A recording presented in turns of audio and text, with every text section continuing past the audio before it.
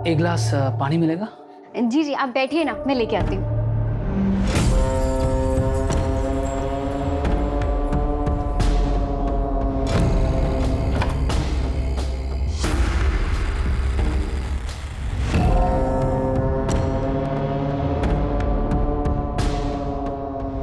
लीजिए पानी। ये क्या कर रहे हैं आप? इतनी मासूम मत बन। तो बहुत अच्छे से जानती है मैं तुझसे क्या चाहता हूँ। साहब का मिलेंगे वो रहे। Thank you sir. मुझे आपको एक इम्पोर्टेंट इन्फॉर्मेशन देनी है। किस सिलसिले में? सर मैं अमोनियम सिट्रेट का स्टॉकिस्ट हूँ। जी सर आज डॉक में लोड करते हुए हमें पता चला कि at least 15 kg ammonium citrate and फिलेंटिन स्टिक्स गायब है sir. What? 15 kg? Yes sir, मैंने पूरा चेक किया, मुझे लगता है चोरी हुई है। तो बहुत बड़ी मात्रा है। देखिए सर, इतने ज्यादा मात्रा में इतने डेंजरस एक्सप्लोजिव्स कोई क्यों चुराएगा? जाहिर सी बात है, कोई बड़ा ब्लास्ट प्लान कर रहा है। सर इस मामले की सीरियसनेस को देखते हुए मुझे लगा कि मुझे आपको इन्फॉर्म करना चाहिए। ठीक है, आप इनकी FIR दर्ज करवा। Thank you. पटेल सर, इनके स्टाफ से भी पूछताछ करो। सिचुएशन बहुत अलार्मिंग हो सकती है। अपने खबरी नेटवर्क को एक्टिवेट करो और सारे नाकों पे चौकसी बढ़ा दो। लेकिन सर, मेरी जानकारी के मुताबिक हमारे कोस्टल एरिया में मच्छी पकड़ने वाले तालाबों में मच्छी पकड़ने के लिए अमोनियम साइट्रेट इस्तेमाल करके छोटे मोटे ब्लास्ट करते हैं। पटेल, 15 kg अमोनियम साइट्रेट और फेलेटिन स्टिक्स मछलियां पकड़ने के लिए चोरी नहीं की जा सकती। डबल चेक करो सर, और इस स्टॉकिस्ट पे भी नजर रखो। पता करो अमोनियम साइट्रेट चोरों ने गायब किया है या खुद गायब करके चोरों पे इल्जाम लगाया जा रहा है। Yes sir. रोजाना हमारे थाने में चोरी और डकैती की घटनाएं दर्ज की जाती हैं। ये हमारे लिए रूटीन वर्क है, लेकिन हमें इस बात के लिए ट्रेन किया जाता है कि अगर कुछ भी अनयूजुअल नोटिस करें तो हम चौकन्ने हो जाएं। मेरी ज्यूरिसडिक्शन में इतनी बड़ी मात्रा में एक्सप्लोसिव्स का चोरी होना यह संकेत दे रहा था कि कुछ बड़ा घटने वाला है।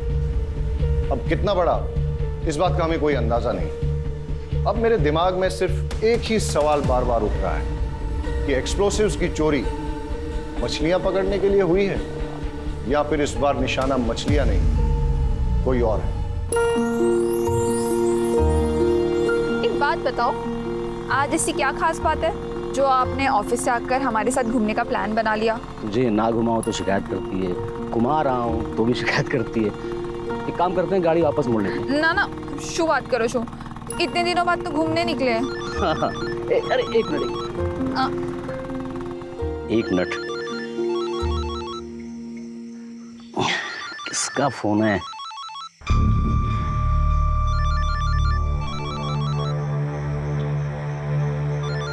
अरे शू अच्छे, कॉल तो उठा लेते। अरे वो अरे लोन वाले का फोन था। ये लोग कभी भी कॉल करते रहते हैं। हाँ सर, यहाँ पे ज़्यादा मच्छी पकड़ने के चक्कर में लोग अमोनियम साइट्रेट का धमाका करते हैं, लेकिन इतनी बड़ी मात्रा में अगर कोई विस्फोटक चुरा रहा है तो इसका इरादा क्या होगा?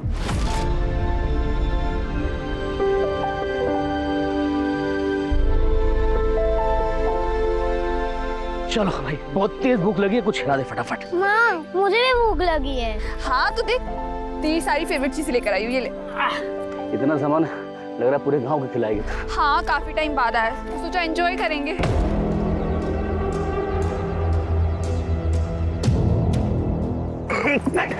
क्या जाओ छो? रुकना।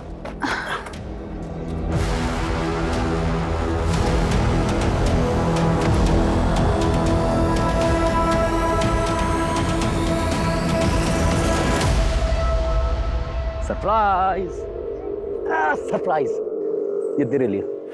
मेरे लिए? खोल के देख।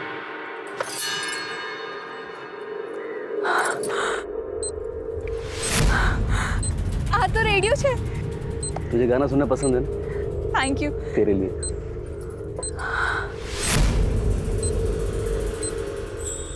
इसकी क्या जरूरत थी? अरे तेरा फोन खराब हो गया था ना, तो थैंक यू सो मच। आप मेरा कितना ख्याल रखते हो। अच्छा, सिर्फ थैंक यू से काम नहीं चलेगा, पप्पी भी देनी पड़ेगी। ये लो पप्पी, मुझे भी एक चीज चाहिए। क्या? एक रिमोट कंट्रोल कार। अरे ब्लैकमेलर। अरे यार ये फोन, किसका फोन आ रहा है बार बार?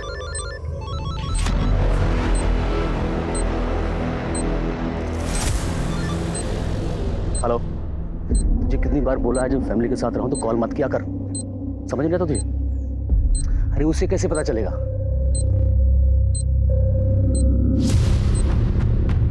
मैं तो संभाल लूंगा, लेकिन अगली बार टाइम देख के, ठीक?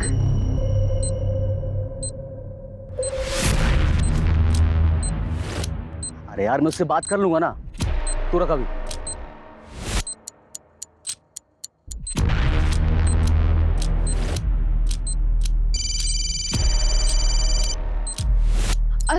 सुनिए ना, किसी का कॉल आ रहा है, मुझे लग रहा है शायद सिम कार्ड वाले कॉल कर रहे हैं, मैं बात करती हूँ।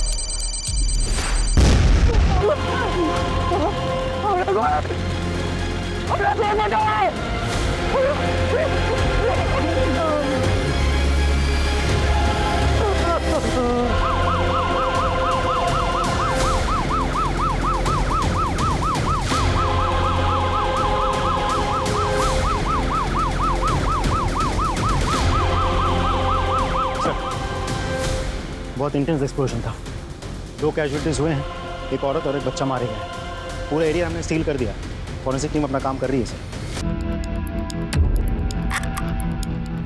टेररिज्म का कोई एंगल? सर प्राइम फेसी तो नहीं लगता, लेकिन इग्नोर भी नहीं कर सकते। चेक करो क्या एनआईए की कोई रिपोर्ट है क्या, और आसपास के खबरियों से पूछताछ करो कि उन्होंने किसी टेररिस्ट संदिग्ध व्यक्ति या एक्टिविटी को देखा है क्या, और किसने कुछ देखा है, आई मीन आई विटनेस। जी सर, मैं इधर से जा रहा था और देखा कि वो आदमी अपने बीवी बच्चों के साथ अच्छा खासा खेल रहा है सर। इतने में अचानक उसका फ़ोन आता है और वो बात करते हुए सर उधर जाता है।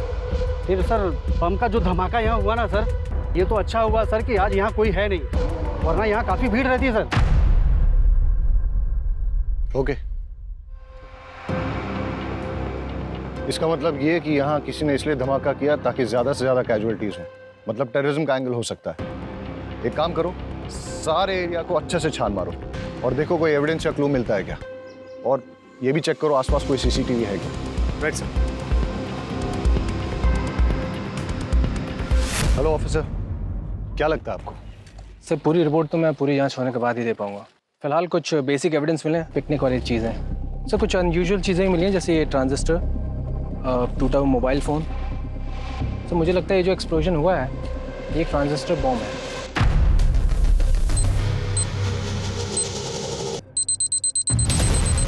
और जहाँ तक एक्सप्लोजन का सवाल है, आईईडी है या फिर कोई और एक्सप्लोजन, इसके बारे में भी ठीक से कहा नहीं जा सकता।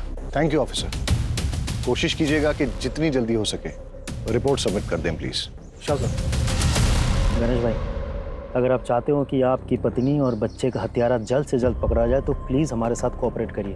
हाँ, ज़रा सोच के बताइए कि ऐसा कोई है जो आपका नुकसान करना चाहता है, ऐसा बॉम्ब ब्लास्ट प्लान करके। हमारी टीम को शक है कि ये ट्रांजिस्टर से ही ब्लास्ट किया गया है। ट्रांजिस्टर? इसका मतलब कि जो कुछ भी हुआ मेरी वजह से हुआ है। साहब, मैं बस ड्राइवर हूँ और जो ट्रांजिस्टर मोबाइल ये एक पैकेट में था और वहीं से लेकर आया था। वलसाड आ भी गयो, आखिरी स्टॉप है, आखिरी स्टॉप। अरे सर सर, आखिरी स्टॉप है। क्या बात है गणेश भाई, रोज से 1 घंटा पहले पहुंचा दी। अरे नहीं रे, आज रास्ता साफ मिल गया तो खींच दी। लगता है भाभी का बर्थडे आ रहा है। यार मैं सोच रहा था किशोर और तेरी भाभी घुमा देता हूँ आज कहीं, वरना इस ड्यूटी में तो कभी टाइम नहीं मिलेगा। तो है। गणेश भाई, मैं क्या बोल रहा था, बोलना। आप जल्दी जा ही रहे हो तो मैं भी जरा होके आऊं क्या? तू किधर जाएगा? अरे गणेश भाई। चल जा। लॉक? अरे मैं कर दूंगा, तू जा। चाल से गणेश भाई। कंडक्टर के जाने के बाद मैंने बस को चेक किया और जब जाने लगा तो मेरी निगाह सीट नंबर 9 के नीचे पड़ी।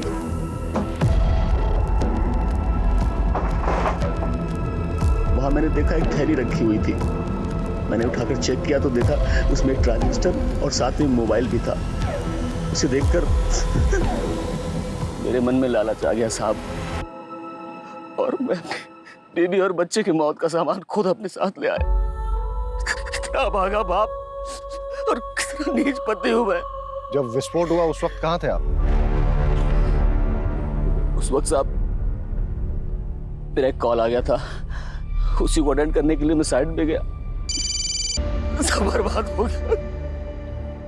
It's okay, thank you. आप अभी जा सकते हैं।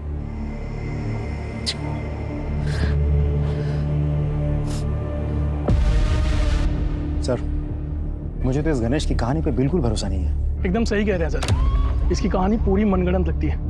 एक काम करते हैं सर, इसको उठा लेते हैं। Let's not jump to conclusions. ये वक्त सही नहीं है इससे ज्यादा पूछताछ करने का। अभी जाने दो इसे और अपनी फैमिली का क्रियाकर्म पूरा करने दो। लेकिन हमेशा नजर रखो इस पे और कुंडली निकालो, पता करो किसके साथ उठता बैठता है। और हाँ, पड़ोसियों और रिश्तेदारों से पूछो कि इसके फैमिली के साथ कैसे रिलेशन है। कॉल रिकॉर्ड निकालो इसके और देखो कि जब वो विस्फोट हुआ तब इसको किसका कॉल आया था, या कॉल आया भी था या नहीं। और हाँ, उस बस कंडक्टर से पूछताछ करो और ये पता करो कि वो सीट पे कौन बैठा था, किसने अपना लगेज वहां पे छोड़ दिया था या फिर जानबूझ के छोड़ा था ताकि उस आतंकवादी घटना को अंजाम दे सके। नीचे आ। अच्छा, तुम्हें याद है कि सीट नंबर 9 पे कौन बैठा था? Seat number 9? नहीं सर। रजिस्टर या टिकट की कॉपी ऐसा कुछ होगा? सर,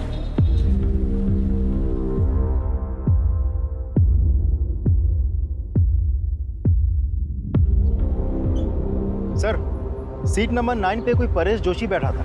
जी सर, उम्र लिखी है 36 साल। सर, ये परेश जोशी उबरात से बैठा था और ये बस भी उबरात से ही निकली थी। सर, इंटरेस्टिंग बात तो ये है कि गणेश की बीवी उषा, जिसकी बॉम्ब ब्लास्ट में मौत हुई, वो भी उबरात से ही है।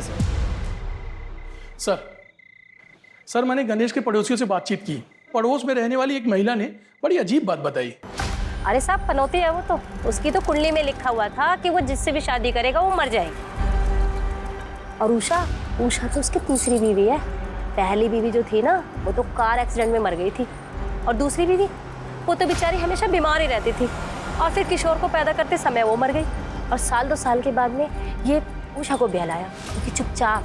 अरे उषा के माँ बाप ने तो किसी से पूछा ही नहीं। अगर मुझसे पूछते मैं तो मना ही कर देती। सर, एक इंपॉर्टेंट लीड मिली है। गणेश के कॉल डिटेल से पता चला है कि अंडरवर्ल्ड के लोगों के साथ उसकी रेगुलर बातचीत होती थी।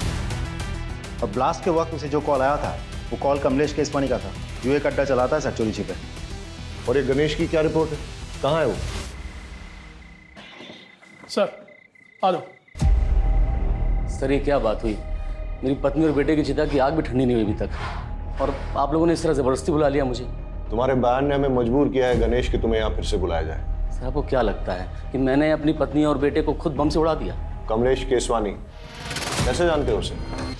तुम्हें क्या लगा तुम हमें बताओगे नहीं तो हमें पता ही नहीं चलेगा कि तुम्हें इंपॉर्टेंट कॉल किसका है, जिसे अटेंड करने के लिए तुम घटनास्थल से दूर चले गए थे? कमलेश केसवानी ने फोन पे तुमसे क्या कहा और तुम्हारा लेन देन क्या है उसके साथ? सर, जुआ खेलने की लत है मुझे। शुरू में तो बहुत जीता मैं, लेकिन पता नहीं सर, 5-6 महीने से किस्मत ही खराब है कि मैं बहुत पैसा हार गया।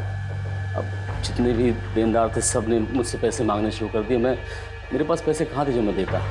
सबसे मैंने हाथ जोड़ कर कहा, भाई पैसे मेरे पास आएंगे तो एक एक पैसा सबको चुका दूंगा मैं एक बड़ा हाथ मारने के इंतज़ार में था कि वो हो जाए तो मैं सबके पैसे वापस कर दूँगा। फिर उस दिन कमलेश का फ़ोन आया, उसने बोला कि एक बहुत बड़ी बाजी होने वाली है जिसमें कुछ नौसिखिए खेल रहे हैं। उसने बोला कि तुम जल्दी पहुँच जाओ और अगर तुम गेम खेल लोगे तो अच्छे खासे पैसे जीत जाओगे। बस इतना ही या कुछ और भी है? नहीं, इतना ही कहा था सर। अच्छा, वो ट्रांजिस्टर बॉम्ब तुम्हें कहाँ से मिला? बस में सीट नंबर 9 के नीचे से मुझे मिला। झूठ बोल रहे हो तुम गणेश। बॉम्ब तुमने बनाया, फिर ये सारी झूठी कहानी तुमने बनाई ताकि लोगों की सिंपैथी मिले, कोई तुम पे शक ना करे। सर, मेरा यकीन कीजिए, मैं झूठ नहीं बोल रहा हूँ, मैं सच बोल रहा हूँ। तुम्हारा बयान और तुम्हारी हरकतें हमें मजबूर कर रही हैं कि हम तुम पे यकीन न करें।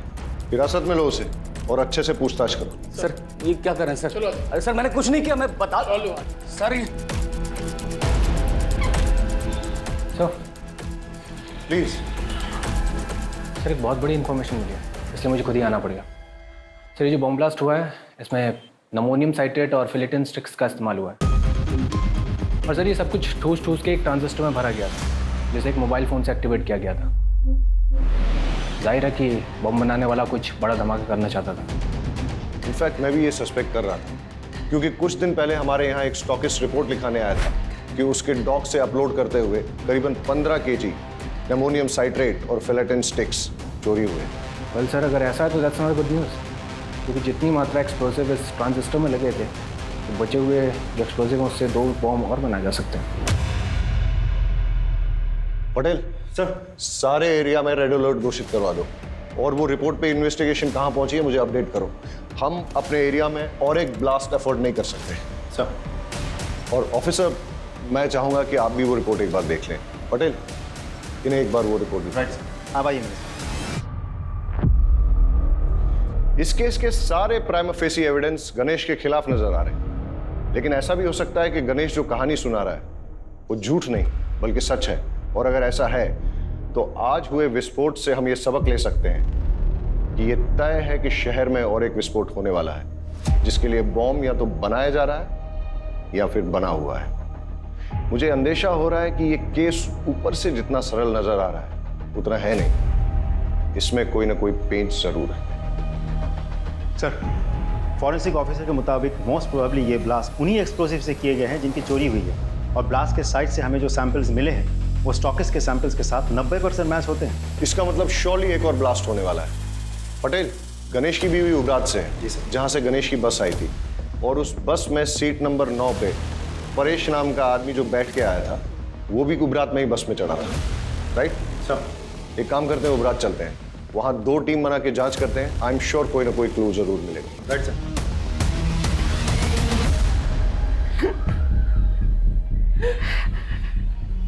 देखिए, हमें आपकी बेटी की मौत का बेहद अफसोस है, लेकिन क्या करें, कातिल को पकड़ना भी तो ज़रूरी है। उसके लिए हमें ये जानना बहुत ज़रूरी है कि ऐसा कोई इंसान है जो आपकी बेटी को मार सकता है, जैसे कि आपका दामाद गणेश। नहीं साहब, गणेश पे शक करने की कोई वजह नहीं हमारे पास।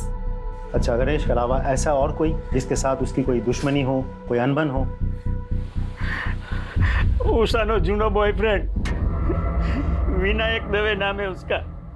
1 नंबर दारूडियो ने गुंडो छे। उसने अपनी चिकनी चुपनी बातों में उषा को फंसा लिया था, पूरे उपरात में बदनाम कर दिया था। बड़ी मुश्किल से हमने अपनी बेटी को समझा बुझाकर उससे पीछा छुड़वाया। यहाँ उषा से कोई शादी करने को तैयार नहीं था। ऐसे में अपने रिश्तेदारों के जरिए हमें गणेश का रिश्ता आया।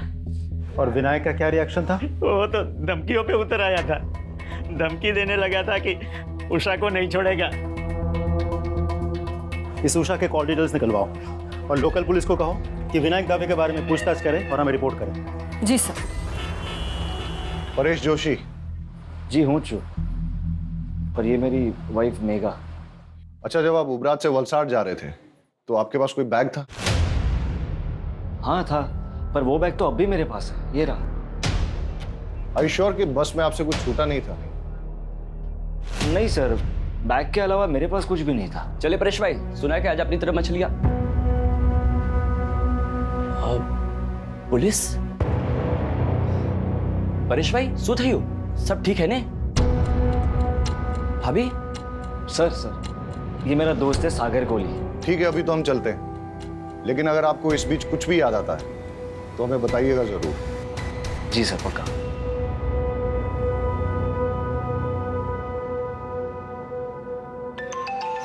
Excuse me. Hello, thank you sir. Forensic team की कॉल थी सर।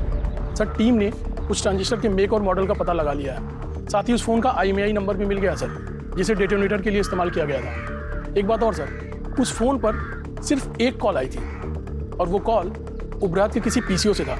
शाह, एक जगह जितनी शांत दिखती है ना उतनी है नहीं। ट्रेस करो ये IMEI नंबर किसके नाम पर रजिस्टर्ड, और अगर ट्रांजिस्टर के मेक और मॉडल का पता चल गया तो मैन्युफैक्चरर से बात करो और पता करवाओ यहाँ उबरात और वलसाड़ में उसे डिस्ट्रीब्यूट कौन करता है। Right sir. सर, उषा के माँ बाप से मेरी बात हुई उषा के पेरेंट्स ने उषा की शादी उसके पुराने प्रेमी विनायक दवे से नहीं, गणेश से करवाई थी। ये विनायक के बारे में कुछ पता किया? सर गुंडा और शराबी है, और वो लगातार उषा को शादी के बाद से धमकी दे रहा था कि अगर वो वापस लौट के उसके पास ना आए तो वो सिर्फ अपने आप को ही नहीं, उषा को, उषा के हस्बैंड को और बच्चे को, सबको मार देगा। ये मैसेज अभी भी उषा के फ़ोन में है। ये विनायक कहाँ है अभी? उठा लिया सर। गणेश की बस में ट्रांजिस्टर बॉम्ब तूने प्लांट किया ना?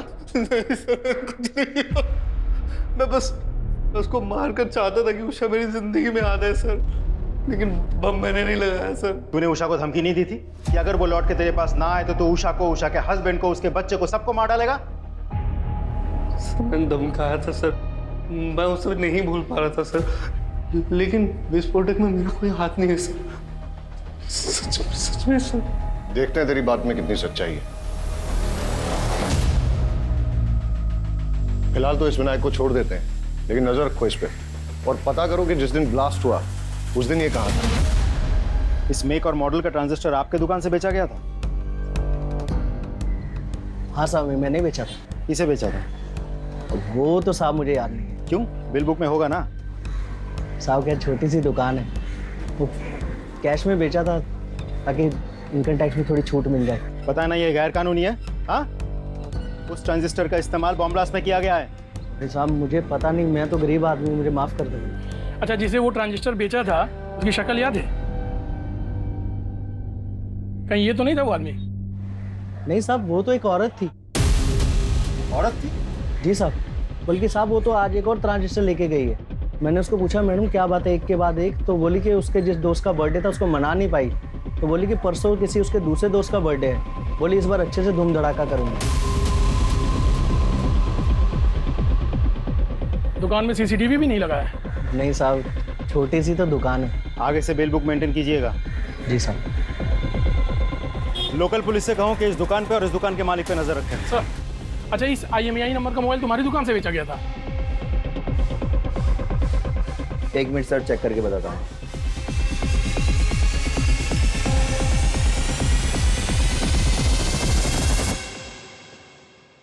जी सर।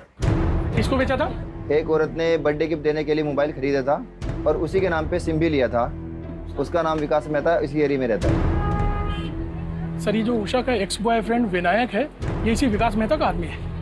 हाँ सर, आज सुबह एक और मोबाइल खरीदा गया उसी नाम पे सर। इस विकास मेहता के डिटेल्स दीजिए। ये लीजिए सर। सर, जिस तरह की औरत का ब्यौरा उन दुकानदारों ने दिया है, ऐसे में तो कोई हो सकता है। मेरा मतलब गणेश या विनायक। मतलब तुम ये कहना चाहते हो कि जो दो लोग वहाँ आए थे उनमें से कोई एक औरत बन के आई थी और उसी ने मोबाइल और ट्रांजिस्टर खरीदे? हाँ सर। ये मेहता का घर यहाँ से और कितना दूर है जिसके नाम पे मोबाइल खरीदा गया था? सर, ऑलमोस्ट पहुँच गए।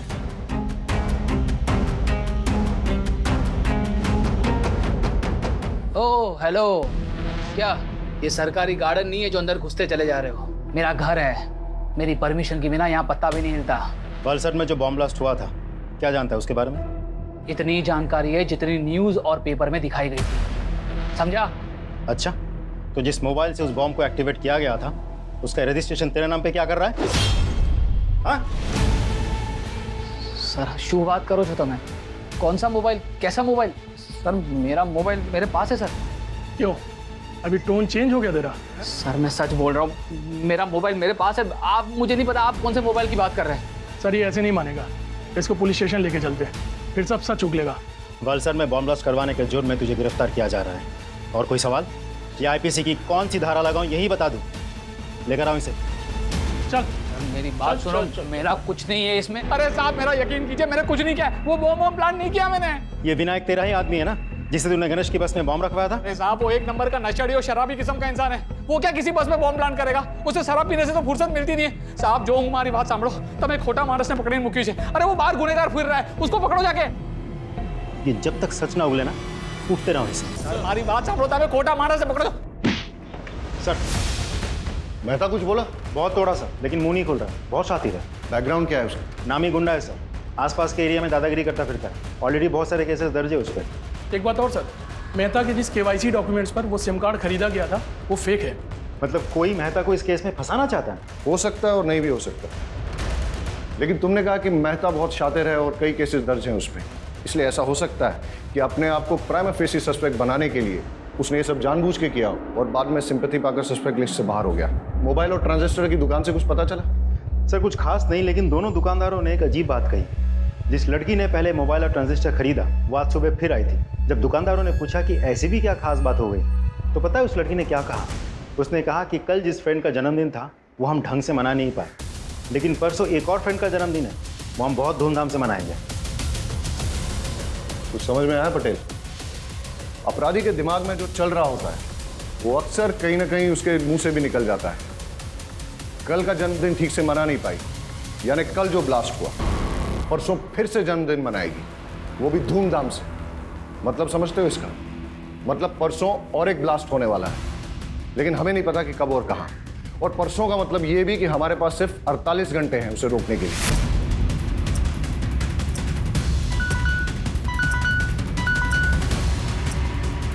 Yes what? विकास मेहता के खिलाफ आपकी पत्नी ने मॉलेस्टेशन की रिपोर्ट लिखाई थी? जी हाँ सर। दरअसल उस दिन परेश जी अपने दोस्त के साथ सूरत गए थे और मैं घर पर अकेली थी।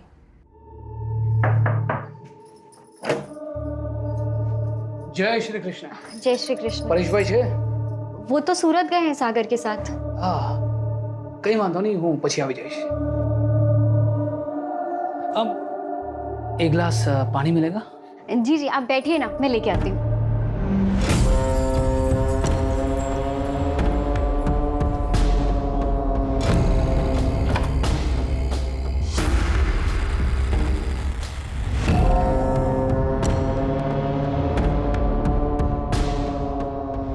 लीजिए पानी। ये क्या कर रहे हैं आप? इतनी मासूम मत बन, तो बहुत अच्छे से जानती है मैं तुझसे क्या चाहता हूँ। छोड़िए अक्षय भाई, सुनीता बहन बचाओ।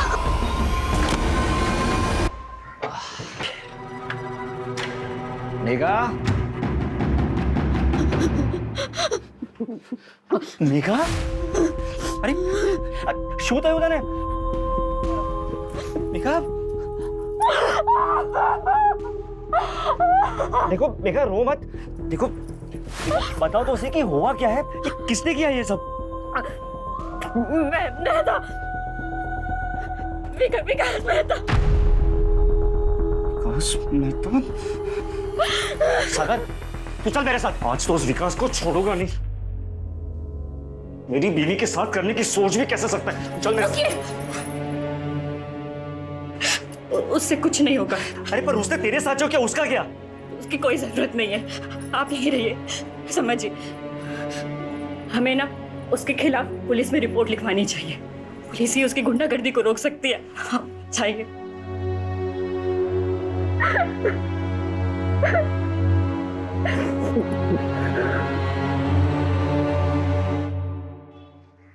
सर मुझे तो लगता है excuse me sir. Hello sir, मुझे तो लगता है मेहता ने ही बॉम्ब प्लांट किया था या करवाया था, और टारगेट था परेश। लेकिन अगर मेहता को सर बड़ी इंटरेस्टिंग इन्फॉर्मेशन मिली है। सर गणेश ने लगभग 1 महीना पहले अपनी पत्नी उषा के नाम पर 25 लाख की इंश्योरेंस पॉलिसी करवाई। 1 महीना पहले तूने अपनी बीवी के नाम पे 25 लाख का इंश्योरेंस लिया था। इतने सारे कोइंसिडेंसेस नहीं हो सकते, इसलिए सच सच बता दे, ज्यादा मारपीट नहीं होगी।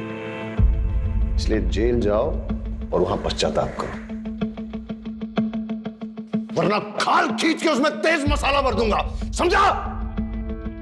जितना मुझे पता था मैंने सब आपको बता दिया। इससे ज्यादा मैं कुछ नहीं जानता। सिर्फ सच बोलेगा। सच ही तो बोल रहा हूँ सर, कि मेरी बात का कोई विश्वास ही नहीं कर रहा है। चल ठीक है, मान लेते हैं। फिर ये बता कि तेरे अलावा तेरा बीवी और बच्चे की मौत से किसी और को फायदा हो सकता है क्या? गौतम। कौन गौतम? मेरा बड़ा भाई। वो चाहता था कि मैं और मेरा पूरा परिवार खत्म हो जाए। साफ साफ बता। सर मेरा भाई गौतम और उसकी वाइफ सीमा दोनों की शादी के बाद बेटा हुआ था। उस वक्त मैं कॉलेज में पढ़ रहा था। एक दिन मैं अपने भतीजे को, मतलब उनके बेटे को बाइक पे बिठा के घुमाने ले गया और एक्सीडेंट हो गया जिसमें वो मर गया। ये सब मेरी शादी के पहले हुआ था सर।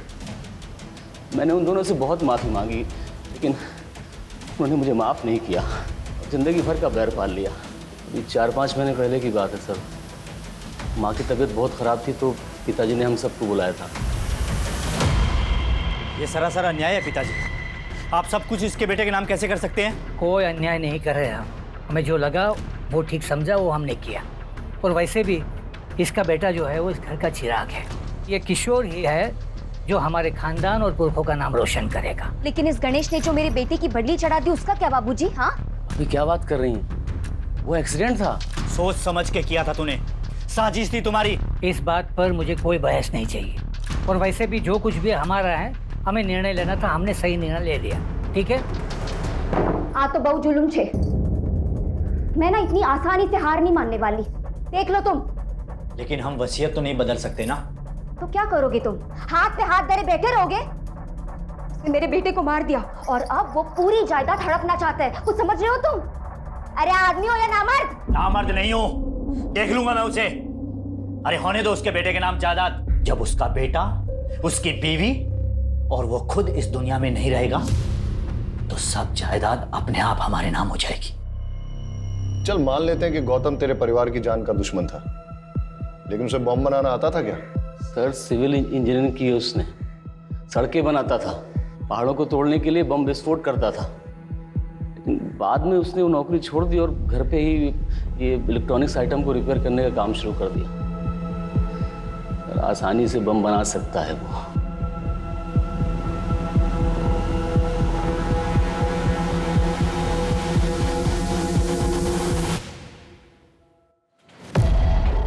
गौतम भगत जी, तुम्हारे भाई की बीवी और बच्चे की मौत हो गई बॉम्ब ब्लास्ट में, तुम एक बार देखने तक नहीं गए?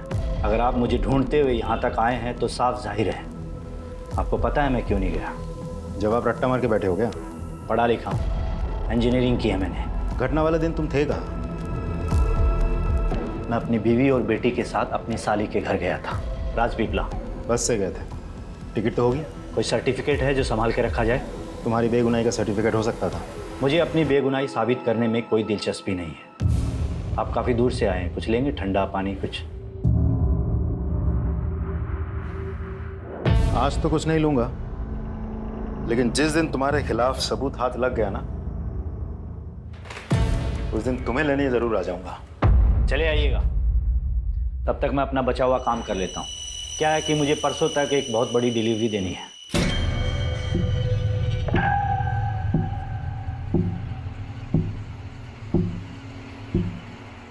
जी सर। और जैसा उसका बैकग्राउंड है और जिस तरीके से वो मुझसे बात कर रहा था, मुझे तो लगता है ये पूरी घटना के लिए वही जिम्मेदार है। और वो कह भी रहा था कि परसों उसको कहीं डिलीवरी देंगे। उसे इमीडिएटली स्कैनर पे डालो और उसकी बीवी का फोटो वो मोबाइल और ट्रांजिस्टर शॉप ओनर्स को दिखाओ, पहचान करवाओ। हो सकता है कि ये इन्हीं का किया करा है। ये नहीं थी? नहीं साहब, ये नहीं थी।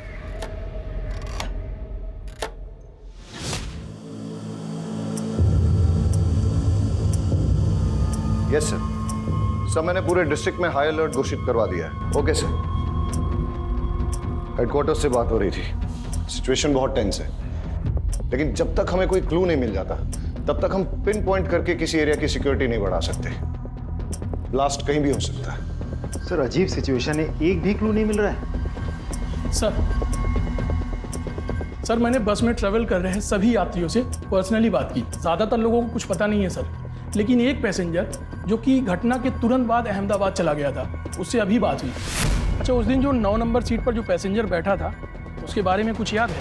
सर 9 नंबर सीट वाला पैसेंजर ना रात में उतर गया था जब ड्राइवर ने चाय पीने के लिए गाड़ी रोकी थी। उस वक्त कंडक्टर और सारे पैसेंजर सो रहे थे, मैंने खुद देखा था। उस रात तुम बस से क्यों उतर गए थे परेश? ऐसी भी क्या इमरजेंसी थी? सर दरअसल मेरे फ्रेंड के पिताजी को हार्ट अटैक आया था और उसकी मदद करने के लिए कोई भी नहीं था। अब ऐसे आड़े वक्त पर उसके पास जाना मैंने ज़रूरी समझा। अच्छा, वैसे तुम जा कहाँ रहे थे? वलसाड़? जी नहीं, मैं वापस जा रहा था मेरे ससुराल। वजह जान सकता हूँ? सर दरअसल वो विकास मेहता ने मुझे धमकी दी थी। मेरी पत्नी के रिपोर्ट पर उसे जेल हुई थी, पर उसने अपनी पहचान लगाई और उसे बेल मिल गई थी। उसके बाद उसने मुझे अपने घर बुलाया और धमकाया। क्या हुआ? ये यहाँ पर क्यों लाया? मैंने क्या किया है? तेरी बीवी को बोल अपना केस वापस ले, वरना तेरी बीवी का तो कुछ नहीं कर पाऊंगा, लेकिन बेटा तेरे छोटे छोटे टुकड़े करके समुंदर की मछलियों को खिला दूंगा। अच्छा तुम्हें क्या लगता है ये सब कुछ विकास मेहता का किया धरा है? सर वो इतना घटिया आदमी है ना, वो कुछ भी कर सकता है और मुझे पूरा विश्वास है मुझे मारने के लिए वो बॉम्ब उसी ने प्लान किया होगा।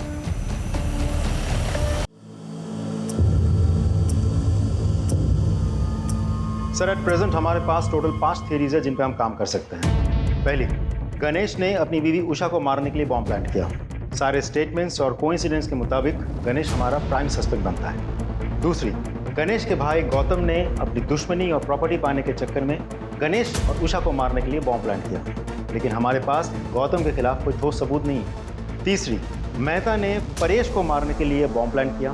मेहता के पास मोटिव भी है, उसका बैकग्राउंड उसे सपोर्ट भी करता है, बट अगेन उसके खिलाफ भी हमारे पास कोई ठोस सबूत नहीं है। और सर चौथी थ्योरी के हिसाब से विनायक ने अपनी गर्लफ्रेंड उषा के पति को मारने की प्लानिंग की। उसके पास मोटिव तो है सर, बट हमारे पास कोई प्रूफ नहीं है। और सर पांचवी थ्योरी ये कह रही है कि हो सकता है ये कोई टेररिस्ट अटैक हो जो कि भरी हुई बस में एक बड़ा धमाका करना चाह रहा था। और थ्योरी नंबर 6, ये सब इस परेश का किया धरा है ताकि ये मेहता को इस केस में फ्रेम कर सके। And not to forget, Paresh एक मछुआरा है, इसलिए अमोनियम साइट्रेट का इस्तेमाल करना जानता है। यस, हाँ, ओके। गौतम के घर पे रेड करने का वारंट मिल चुका है, उसके घर पे रेड करो और देखो क्या मिलता है। ओ हेलो, आप फिर चले आए? टाइम देखा? देखा, तुम्हारे लिए खराब है। शाह, एक्सक्यूज मी सर, आप ऐसा नहीं कर सकते। सर्च वारंट, आपकी परमिशन के लिए वेट नहीं करूंगा। Please cooperate. शाह करके तलाशी लो। Sir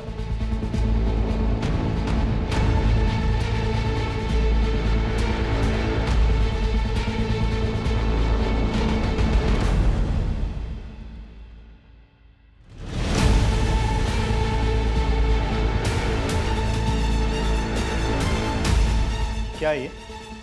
नमोनियम citrate. ये तुम्हारे घर में कैसे? एक छोटे से एक्सपेरिमेंट के लिए था। छोटा सा एक्सपेरिमेंट तुम्हारे लिए भारी ना पड़ जाए।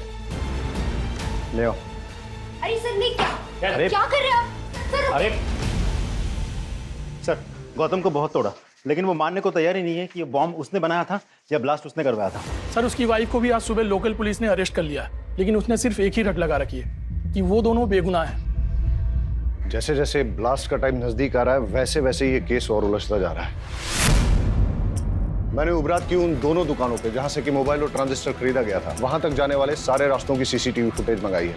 हम उसे अच्छे से चेक करते हैं, आई एम श्योर कोई ना कोई क्लू जरूर मिलेगा।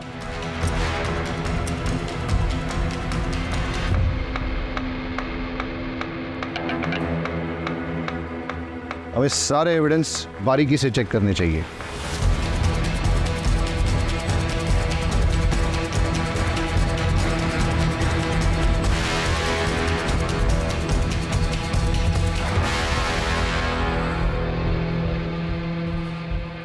ये क्या है?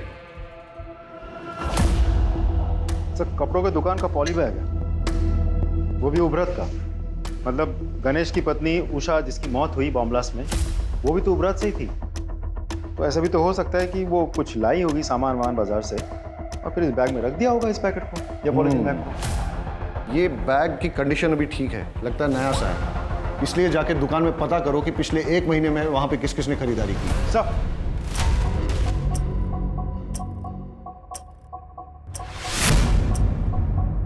अच्छा, सामान बेचने के बाद आप लोग बिल बुक तो मेंटेन करते होंगे? जी सर। तो पिछले 1 महीने में जो भी सामान आपने बेचा है उसके बिल्स दिखाइए। Yes sir.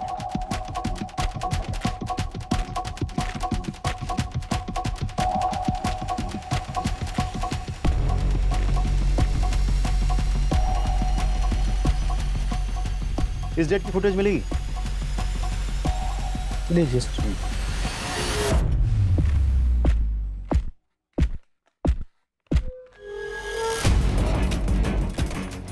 ये जानते हैं आप? हाँ सर। सारे फुटेजेस ले लो। सर ये थी वो औरत? हाँ सर, यही थी। यही औरत थी वो? जी साहब, यही थी। सर दोनों दुकानदारों से कंफर्म किया, ये वही औरत है। आपका शक बिल्कुल सही था। जिस चीज़ को हम हल्के में ले रहे थे वही चीज़ हमें कल्प्रिट तक पहुंचाएगी। इनफैक्ट कल्प्रिट का पता चल गया है, एटलीस्ट चेहरा तो दिख गया। We are running against time, लेकिन लकीली हमें पता है कि कल्प्रिट कौन है। लेकिन हमारे पास उसके खिलाफ न तो कोई एविडेंस है और न ही सबूत, इसलिए हमें उसे रंगे हाथों पकड़ना होगा। हम सब सादे कपड़ों में गांव में फैल जाएंगे और निगरानी करेंगे और इंतजार करेंगे कि कल्प्रिट कब और कहां बॉम्ब को प्लांट करता है, और जैसे ही वो बॉम्ब को ब्लास्ट करने की कोशिश करेगा तभी हम उसे जाके रंगे हाथों पकड़ लेंगे। Am I clear? Yes, sir. Let's go.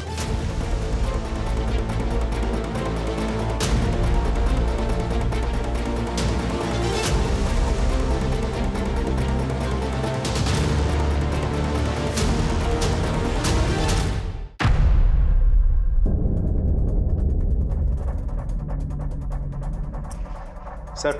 हाँ पटेल। सर, हमारा शक बिल्कुल सही निकला। चुराया हुआ अमोनियम साइट्रेट और फिलेटिन स्टिक्स यहाँ छुपाए गए हैं और बॉम्ब बनाने का सारा सामान भी यहाँ मौजूद है। तुम उस पर नजर जमाए रखो, मैंने भी इसको रडार पे ले लिया है। Right sir. मेघा, चलो निकलो जो। हाँ, जल्दी आइएगा। ओके मेरी जान।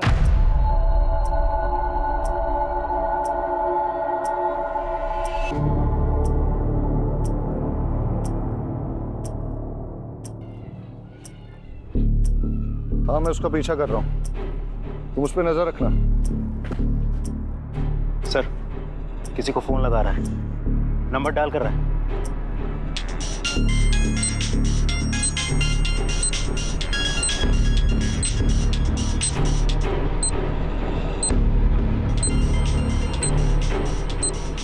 आवाज क्या थी आज?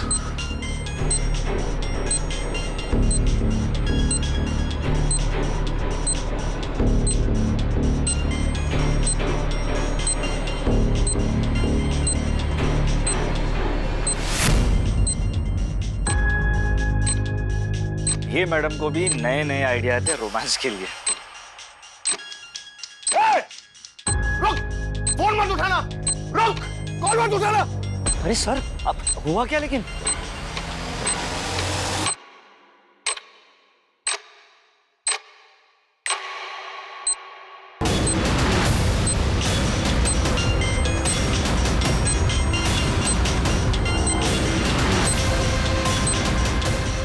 सर, ये है क्या? ये कॉल नहीं था, तुम्हारी मौत का फरमान था। जिसको चाहे फोन लगा ले बेटा, कोई नहीं आने वाला है। लड़की बन के बहुत झांसा दे दिया है तूने। बताओ क्यों किया ये सब? मैंने ये सब मेघा को पाने के लिए किया था। दरअसल परेश मछली पकड़ने के सिलसिले में ज़्यादातर घर से बाहर रहते थे। उसी दौरान मैं और सागर एक दूसरे के करीब आए और मैं प्रेग्नेंट हो गई। परेश को लगा कि वो बाप बन गया है, लेकिन मैं जानता था मेघा बहुत दिनों तक सच छुपा नहीं पाएगी, इसलिए हमने एक प्लान बनाया। मैंने डॉक पर से एक्सप्लोसिव चोरी किए और एक हाई इंटेंसिटी बम बनाया और परेश को बस पर चढ़ाते वक्त उसके सीट के नीचे सरका दिया और एक मोबाइल भी रख दिया। मेरी कैलकुलेशन के अनुसार जब बस वलसाड़ पहुंचती तब मैं उस मोबाइल पे कॉल करता और परेश अपने सामान के साथ मोबाइल देखता तो उस कॉल को ज़रूर उठाता और बॉम्ब फट जाता। लेकिन हमारी बदकिस्मती, उस दिन वो बस समय से बहुत पहले ही वलसाड़ पहुंच गई और जब हमने कॉल किया तब ये विकास मेहता का क्या चक्कर था?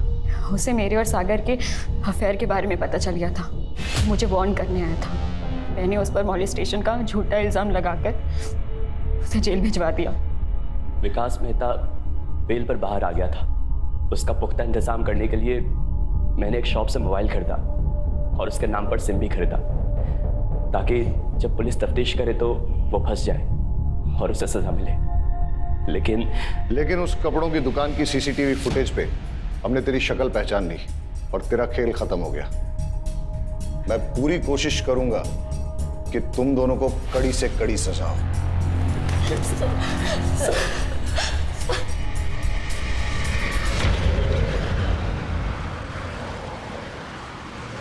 अजीब ड्यूटी है हमारी, हर किसी पर शक करना पड़ता है।